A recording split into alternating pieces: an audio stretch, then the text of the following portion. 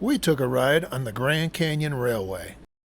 Our journey begins in the historic Route 66 town of Williams, Arizona. As we pass by the interesting train wheel benches, we make our way to the depot to pick up our round-trip tickets to the majestic Grand Canyon National Park. We briefly surveyed the usual tourist-themed gift shop and enjoyed some pre-trip entertainment. We took a short walk towards the rear of the train to view some additional entertainment, a Wild West show, complete with bank robbers, horse thieves, and a law and order sheriff. Good thing I didn't know your name.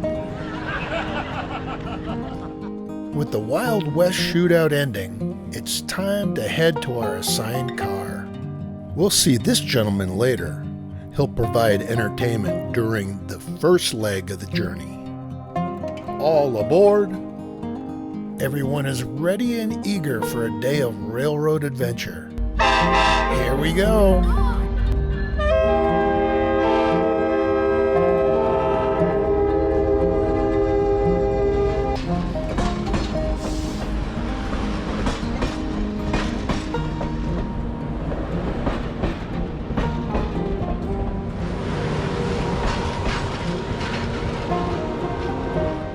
The Arizona landscape quickly changes from cedar and sage to tall, cooling pines. This man can play a fiddle, a very talented entertainer with a great personality.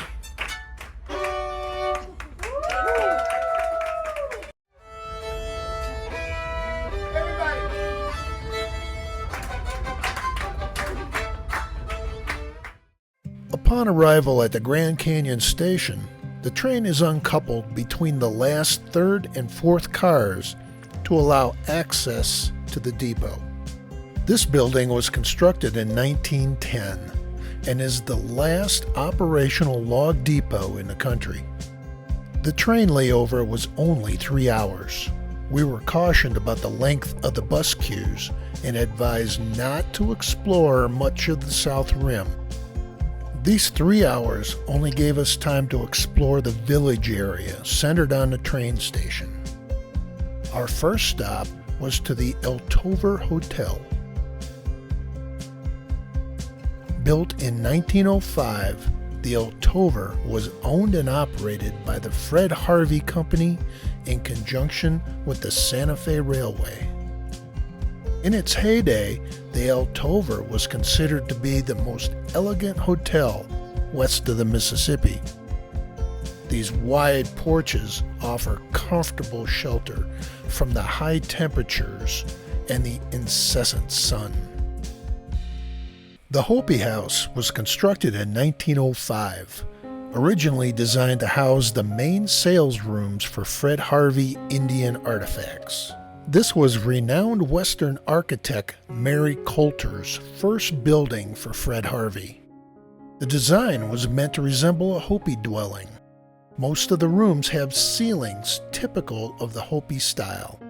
Saplings, grasses, and twigs with a mud coating on top.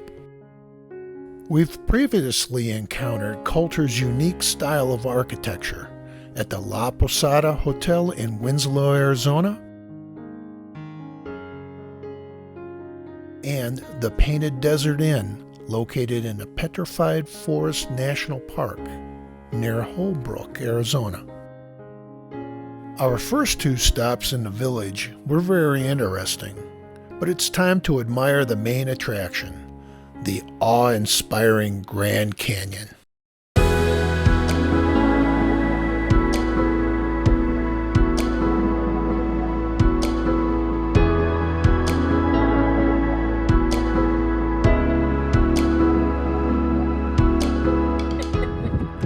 Loving it.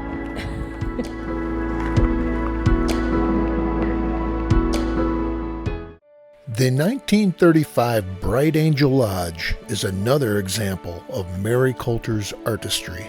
She also designed the Lookout Studio, built in 1914 as a studio gift shop to compete with the existing Kolb Brothers Photography Studio. O Lord, how manifold are thy works! The terraced patio and second-story porch offer stunning views of the canyon.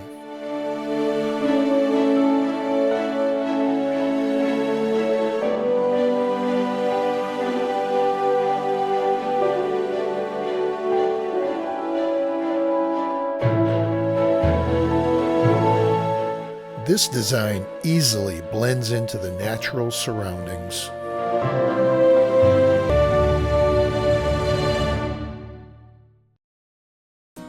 Our final stop in the village area was at the historic Canon Studio.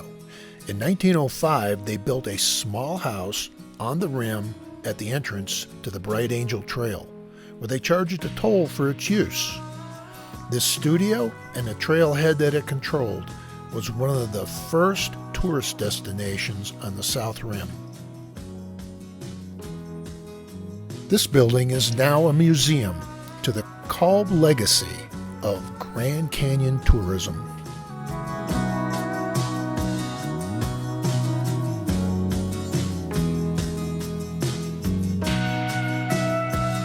In 1911, the brothers embarked on a boat journey down the Green and Colorado rivers. In 1914, the brothers published the first motion pictures of that thrilling journey, titled Through the Grand Canyon from Wyoming to Mexico. The film ran continuously at their Canon Studio. This film is still being shown in the current museum.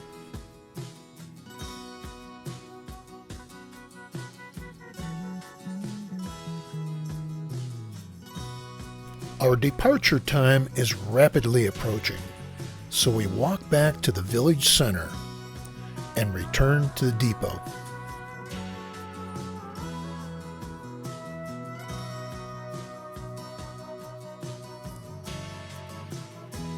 Let's climb on board for our return trip to Williams, Arizona, and the end of our Grand Canyon Rail Tour.